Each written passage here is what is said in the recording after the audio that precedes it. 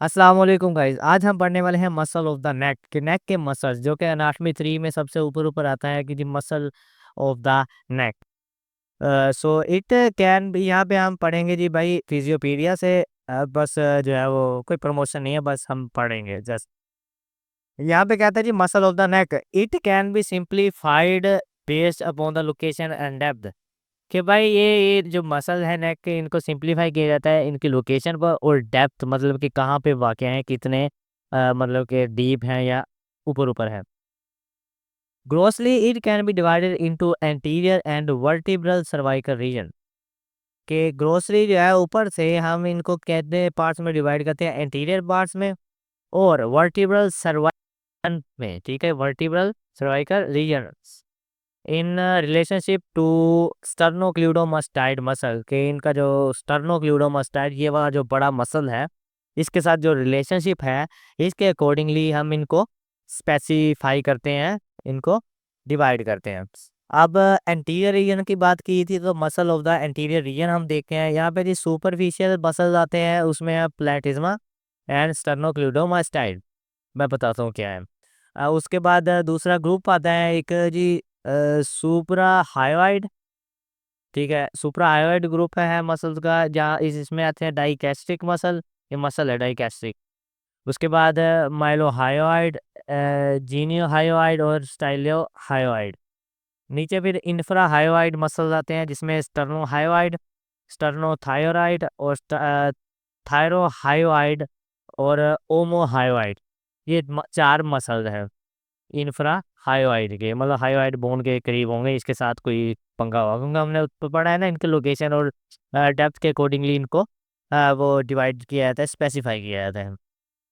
तो सबसे पहले हमने बात की सुपरफिशियल में, तो सुपरफिशियल में अच्छा अब आ जाते हैं muscle in the vertebral region. Vertebra जो है, वर्टिब्रा के आते हैं जी भाई बैक साइड, ये वाली। So there are the muscles with surround of the vertebra to form a muscular skeletal column। यहाँ पे जी मसल हैं जो कि with surround the vertebra, vertebra के गिर्द गिर्द लिपटे हुए हैं फ्रॉम अ मस्कुलोस्केलेटल कॉलम में। It can be further classified into interior anterior pre vertebral और लैटरल में, लैटरल साइड पे डिवाइड होते हैं जिनको हम कहते हैं para vertebral and posterior back side पे in relationship to cervical vertebra. Cervical vertebra होते हैं हमारे यहाँ ये गर्दन के जो मोरे हैं, इनको कहते हैं सर्वाइकल वर्टिब्रा। तो इनके अकॉर्डिंगली इनको फर्दर क्लासिफाइड किया जाता है, उनकी और ज़्यादा तकसीम की जाती है। अब आते हैं जी एंटीरियर वर्टिब्रल मसल्स, यानी कि प्री वर्टिब्रल, यहाँ पे जो हमने बात की थी प्री वर्टिब्रल मसल्स। अच्छा, these are also termed deep cervical flexors. इनको वैसे डीप सर्वाइकल फ्लेक्सर्स भी कहा जाता है जो कि एंटीरियर वर्टिब्रल मसल्स हैं, प्री वर्टिब्रल मसल।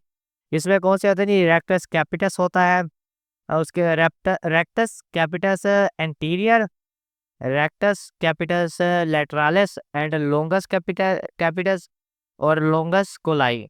और ये जो लोंगस कोलाई जो है वो लोंगस सर्विक्स, या इसके 3 पोर्शन होते हैं, सुपीरियर ओब्लिक, इंफीरियर ओब्लिक और वर्टिकल। ये 3 पोर्शन होते हैं। ये वीडियो है एक, आप लोग देख सकते हो जाके। बाकी जो है वो हम क्योंकि आहिस्ता आहिस्ता डिटेल्स में थोड़ी थोड़ी चीज़ें पढ़ेंगे तो इसमें टाइम लगेगा।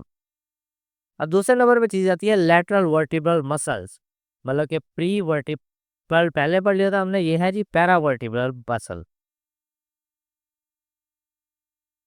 लैटरल साइड पे। इसमें जी सबसे पहले स्क्लेन्स मसल्स आता है, स्कैलेन्स मसल्स, एंटीरियर मिडल और posterior part and the minimus scalene muscle. ये स्केलेन मसल के पार्ट्स हैं। सो पोस्टीरियर वर्टिब्रल मसल होता है जो बैक साइड पे हमने पहले बात की थी। It can be further divided into intrinsic and extrinsic muscles. ठीक है, मतलब यार डिवाइडर ऐसे होती है मसल्स की कि भाई बंदा घूम जाता है। अब ऊपर क्या पढ़ा था आपको नहीं पता, मुझे नहीं पता क्या पढ़ा था हमने। अब जी एक्सट्रिंसिक मसल्स की बात करते हैं हम।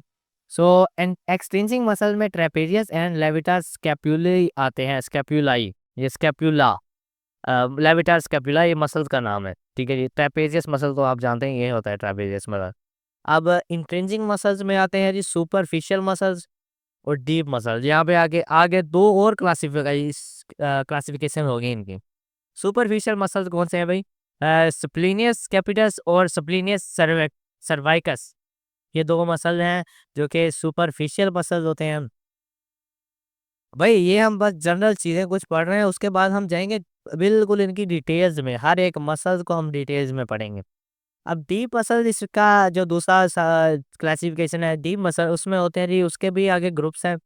मतलब इस क्लासिफिकेशन की हुई है सब ओसिपिटल ग्रुप, ठीक है। इसमें होते हैं जी रेक्टस कैपिटस पोस्टीरियर मेजर, ये मसल का नाम है जी, rectus capitis posterior major, rectus capitis posterior minor and obliquus capitis inferior, और एक होता है ओब्लिकस कैपिटस सुपीरियर। बड़े ओखे नाम है भाई, लेकिन कोई नहीं, पढ़ना पड़ेगा। अब ट्रांसवर्सो स्पाइनल मसल, स्पाइनालिस मसल, ये एक मसल है, ग्रुप है मसल्स का। इसमें कौन से ग्रुप आते हैं, इसमें एक आता है जी सेमी स्पाइनल कैपिटस, उसके बाद है जी semi spinal cervicis cervicis, rotator cervicis and multifidus. These are also known as deep neck extension. इन मसल को हम, जो मल्टीफाइडस है, इनको हम कहते हैं जी डीप नेक एक्सटेंसर मसल्स भी कहते हैं, एक्सटेंड करवाने वाले।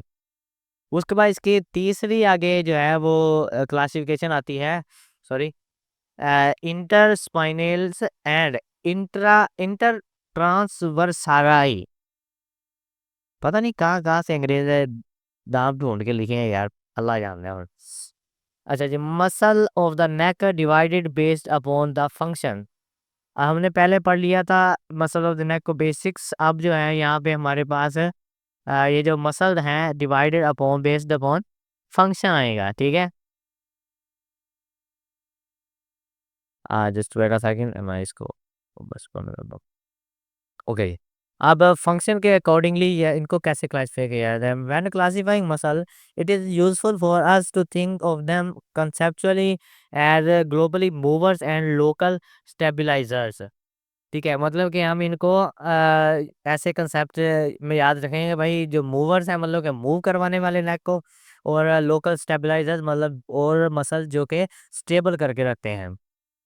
अब जी ग्लोबल मूवर्स कैसे होते हैं भाई, global movers are involved in the generation of torque and produce range of movement, ठीक है जी। ग्लोबल मूवर्स जो मूव करवाते हैं वो भाई एक टॉर्क मेंटेन करके रखते हैं भाई, इतनी मूवमेंट इसकी गर्दन की होनी है। फॉर एग्जांपल मैं गर्दन नीचे लेके जा रहा हूँ तो यहाँ पे ये इसका रेंज होगी, फिर उसके बाद प्रोड्यूस रेंज ऑफ मूवमेंट के इसी एक कहाँ तक गर्दन मूव करेगी, या फॉर एग्जाम्पल अगर मैं पीछे घुमाता हूँ तो ये गर्दन यहाँ तक आएगी, सिर्फ इससे और ज़्यादा पीछे तक नहीं जाएगी।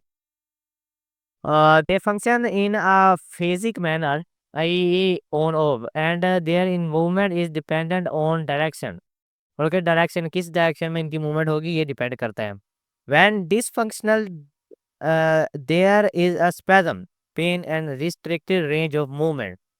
मतलब कि इनका डिसफंक्शन मतलब काम नहीं करते, तो यहाँ पे कुछ स्पैज़म हो सकता है, कोई पेन वगैरह हो सकती है, या रिस्ट्रिक्टेड रेंज ऑफ मोशन की कमी की वजह से ये कुछ भी हो जाए, तो इसको हम कहते हैं जी डिसफंक्शन हो गया है, काम अच्छे से नहीं कर रहा। अब trapezius, levator levator scapula, sternocleidomastoid, splenius, and scalene are superficial muscles with act as a global movers in the cervical region। ये जो मसल्स हैं भाईजान सुपरफिशियल मसल्स हैं, जो कि काम क्या करते हैं जी, ग्लोबल मूवर्स सर्वाइकल रीजन में ये मूवमेंट करवाने का काम करते हैं। ट्रेपेजियस भी, लेविटार स्कैपुलाई भी, स्टर्नोक्लेडोमास्टाइड भी और स्प्लेनियस मसल भी। अब सुपरफिशियल सर्वाइकल फ्लेक्सर्स जिसमें है जी स्टर्नोक्लेडोमास्टाइड एंड सेकेलेंस एंटीरियर पार्ट में है, और सुपरफिशियल सर्वाइकल एक्सटेंसर्स मतलब के एक्सटेंड करवाने वाले इसमें लेविटार स्कैपुला और अपर ट्रेपेजियस मसल है, और लेवल 2 में इसमें स्प्लेनियस कैपिटस एंड सर्वाइकस है। अब local stabilisers are deeper muscle that control segmental control and neutral positioning of a joint. मतलब कि लोकल जो स्टेबलाइजर हैं, जो मसल हमने कहे थे जो कि स्टेबल करके रखते हैं, वो डीपर मसल होते हैं, डीप होते हैं, गहराई में होते हैं, एंड दैट वो कंट्रोल करते हैं भाई सेगमेंट को, कुछ के पार्ट्स को कंट्रोल करते हैं, और neutral positioning of the joint मतलब कि और जॉइंट को एक न्यूट्रल पोजीशन है जहाँ पे वो बिल्कुल ओके रहता है, वहाँ पे रखते हैं। Their activity is tonic rather than phasic, and they operate at much lower level of contraction for long period of time. उनकी जो एक्टिविटी है वो भाई टॉनिक फेज से टॉनिक है, पता नहीं क्या कहना चाह रहा है भाई। उसके बाद जी they operate at much lower levels of contraction, मतलब कि कंट्रैक्ट होने के मतलब के कंट्रैक्शन को ये कम करते हैं। ऐसा अच्छा, dysfunction in the local muscle result in inhibition of function. भाईजान मतलब कहना चाहता है कि इन वो जो मसल्स हैं ये इनका अगर ये मसल्स काम करना छोड़ दें कहीं भी वजह से, तो वहाँ पे डिले टाइमिंग और रिक्वायरमेंट डेफिशिएंसी हो सकती है, लोगों सेंटिमेंटल कंट्रोल हो सकता है, न्यूरो जॉइंट पोजीशनिंग में गड़बड़ पैदा हो सकती है। There are three main group of cervical muscle that form a sleeve around the vertebral columns and enable control of posture and segmental movements। यहाँ पर कौन से हैं जी? तीन मेन ग्रुप्स हैं। ठीक है, एक पहला है द डीप सर्वाइकल फ्रैक्चर, जिसमें लोंगस कोलाई आता है, लोंगस कैपिटस आता है, रेक्टस कैपिटस है, एंटीरियर एंड पोस्टीरियर। ये मसल है जो कि फ्लेक्सर्स हैं। अब डीप नेक एक्सटेंशन मसल की बात करें तो यहाँ पे semi spinalis cervicis and capitis and multifidus just segmental stabiliser है, ये ग्रुप आता है। और लास्ट वाला ग्रुप है द सब ओसिपिटल मसल, जिसमें हमारे पास rectus capitis posterior major and minor आते हैं, obliquus capitis superior and inferior आती है। जब सब ओसिपिटल ग्रुप है वो muscle are important to provide proprioception, and they have input into the visual vestibular system. They control craniocervical lordosis and small head on neck movement। ठीक है जी, ये जो है ये कोई कंट्रोल करते हैं जी क्रैनियो सर्वाइकल लॉर्डोसिस, यहाँ पे कर्व है जो हमारी गर्दन में उसको कंट्रोल करते हैं, and small head on the on neck movement, मतलब कि और अब जो हेड पे होने वाली गर्दन की मूवमेंट है कुछ छोटी मोटी उनको कंट्रोल करते हैं। डिसफंक्शन इसका हो जाना result in sensory motor impairment, altered kinaesthetic sense such as reduced balance, balance कम हो जाता है, जॉइंट पोजीशन को मसला हो सकता है। अल्टर्ड ओकुलोमोटर कंट्रोल, मतलब कि सही तरह से गर्दन को कंट्रोल नहीं कर सकते अब मसल्स को, and can lead to cervicogenic dizziness. ये सारी चीज़ें हैं जो कि हो सकती हैं।